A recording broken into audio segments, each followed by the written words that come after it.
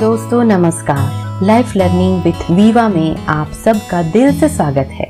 क्या ये सच है कि पैसे से खुशियां नहीं खरीदी जा सकती? आंसर 100% एक्सपेक्टेड है। पैसे से खुशियां नहीं खरीदी जा सकती। जो हम खरीद सकते हैं वो है कंफर्ट, यानी कि सुविधा।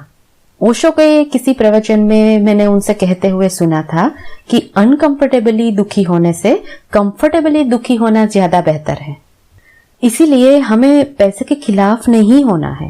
जीवन में पर्याप्त पैसे का होना सच में बहुत ही जरूरी है, लेकिन इसका गलत मतलब मत निकालो। Don't get it twisted. Comfort को हैप्पीनेस के साथ कंफ्यूज मत करो, वो दोनों बिल्कुल ही अलग है। एंड दैट्स वाई हमें पैसा कमाने का संघर्ष इसीलिए नहीं करना है कि हम कंफर्ट और वेल्थ के साथ जी सके, बल्कि हमारा पैसे कमाने का संघर्ष इसलिए होना चाहिए कि हमारी लाइफ में बैलेंस और हैप्पीनेस बनी रहे। आज हम लोग इसी सोसाइटी में रहते हैं जहाँ पे एक never ending upgrading cycle continuously चलता रहता है और हम उसमें इजीली कॉट हो जाते हैं। जब हम इस बात का ध्यान रखते हैं कि हमारी नीड्स यानी कि फूड, वाटर, शेल्टर, क्लोथिंग ये तो पूरी होती ही है, हमें ये भी चेक करते रहना है कि हमारी डिजायर्स यानी कि हमारी इच्छाएं नीड्स से अधिक आगे तो नहीं बढ़ती जा रही। तो क्या इसका ये मतलब है कि आपको केवल एब्सोल्यूट बेसिक नीड्स के साथ ही जीना चाहिए, उतने ही पैसे कमाने चाहिए जिससे आपकी नीड्स पूरी हो जाए, इससे ज्यादा कुछ नहीं? बिल्कुल नहीं।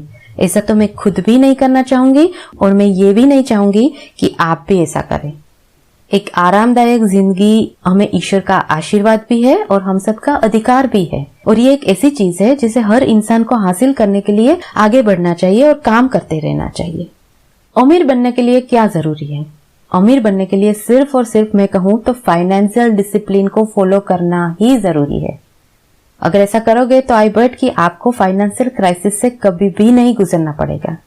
और ये फाइनेंशियल डिसिप्लिन यानी कि ये 4 आदतों का कॉम्बिनेशन।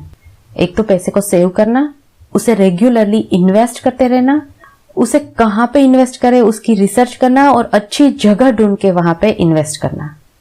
जब भी कोई अपनी करियर की शुरुआत करता है तब उसके हाथ में पैसे आने लगते हैं, खुद के पैसे आने लगते हैं, और इसीलिए उसके खर्चे का ग्राफ ऊपर ही ऊपर उठने लगता है। कबीर की अभी अभी बेंगलुरु में जॉब लगी है, जस्ट बिफोर 6 months। हर महीने उसके हाथ में डिसेंट सैलरी आती है, लेकिन क्रेडिट कार्ड का हैफाजत यूज करके, पे लेटर ऐप से अट्रैक्ट होकर के और अपनी पॉम्पस लाइफस्टाइल की वजह से अब ये नौबत आ गई है कि महीने के ऑलमोस्ट सेकेंड वीक में ही वो रन आउट ऑफ कैश हो जाता है। मंथ एंड तक तो सिचुएशन इतनी बिगड़ जाती है कि उसे लंच और डिनर के नाम पे नूडल्स खाकर ही गुजारा करना पड़ता है। Kabir is not alone, he is just a representative of today's youngsters. इस बढ़ती हुई महंगाई में आज के टाइम में मीडियोकर सैलरी से हार्डली बेसिक नीड्स पूरी होती है। थोड़े बहुत बचे हुए पैसे से यंगस्टर्स अपनी लाइफस्टाइल डिजायर्स में यूज कर देते हैं। सेविंग्स और इन्वेस्टमेंट की हैबिट तो स्टार्ट ही नहीं कर पाते, और जब वो हैबिट स्टार्ट करते हैं तब इतना लेट हो गया होता है कि उन्हें अपने पैसे की कंपाउंड इफेक्ट मिलनी चाहिए वो नहीं मिल पाती। इन्वेस्टमेंट में तो ऐसा है कि जितनी जल्दी आप शुरुआत करते हैं आपका पैसा हर साल मल्टीप्लाई होता जाता है, और यही वजह है कि अमीर अमीर बनते जा रहा है। बस यही बात मैं आज के एपिसोड में समझाने चाह रही हूँ। बिना ज्यादा काम किए अपने ही पैसों से ज्यादा पैसे कमाने का तरीका। अगर आपने अभी अभी करियर की शुरुआत की है तो आपको क्या फॉलो करना है? आपको सिर्फ एक सिंपल सा रूल फॉलो करना है, वो है 50-30-20 रूल ऑफ मनी। अब इसका क्या मतलब है ये मैं आपको समझा देती हूँ। Number 1 is needs. आपकी जितनी भी मंथली इनकम है उसके 50% अपनी बेसिक नीड्स पे खर्च करें। बेसिक नीड्स में क्या क्या आता है?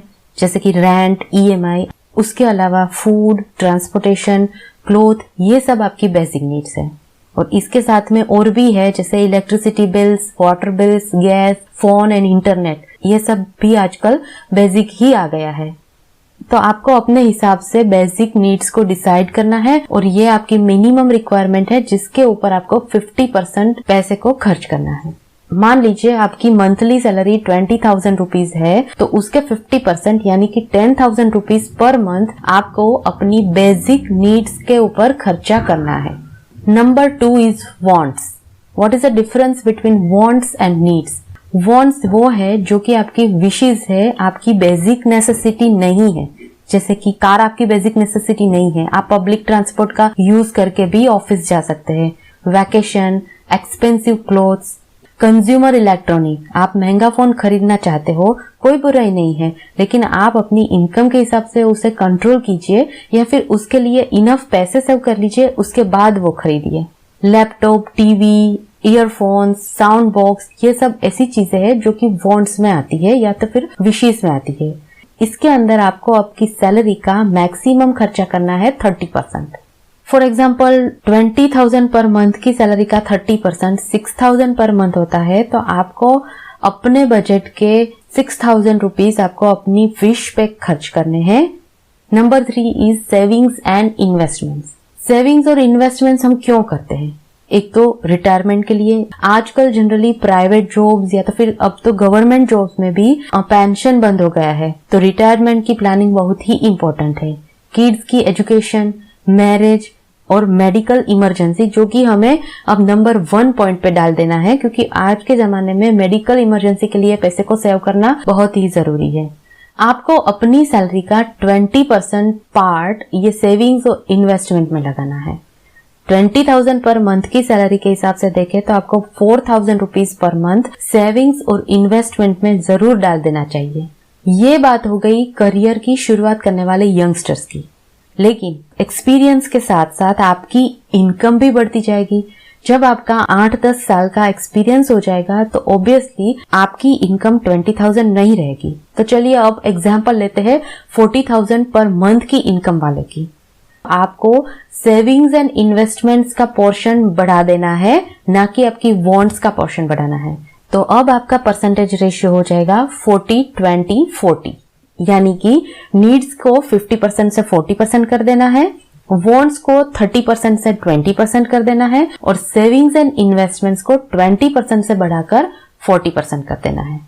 ये रूल है थोड़े से एक्सपीरियंस्ड लोगों के लिए। आपकी इनकम जब बढ़ जाती है तो आप सबसे पहले एक अकाउंट ओपन कर लीजिए और उसमें आपकी सैलरी में से 40% निकल के वहां पर ही ट्रांसफर कर दीजिए।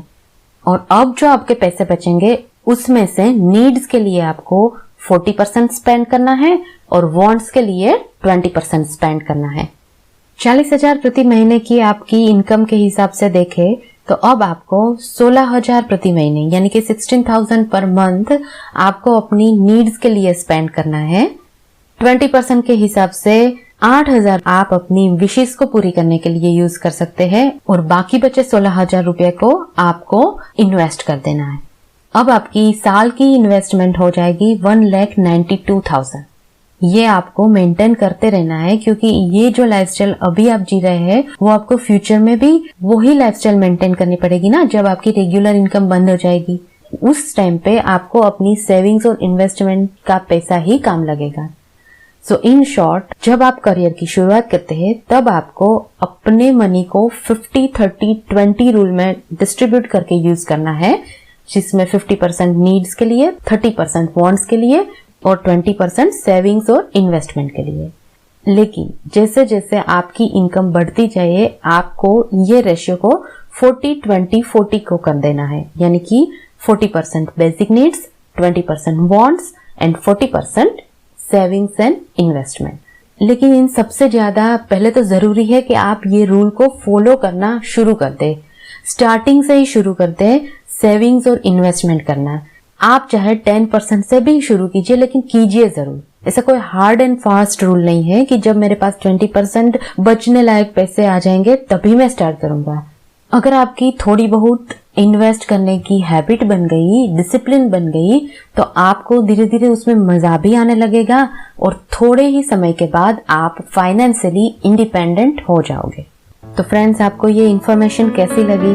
आप इसके लिए सजेशंस और क्वेरीज को कमेंट बॉक्स में डाल सकते हैं। And thank you very much for spending your precious time listening to me. आप सबको all the very best for starting financial planning. और हाँ, जिन फ्रेंड्स ने अभी तक चैनल को सब्सक्राइब नहीं किया है वो तुरंत ही कर दीजिए, ऐसी मेरी रिक्वेस्ट है।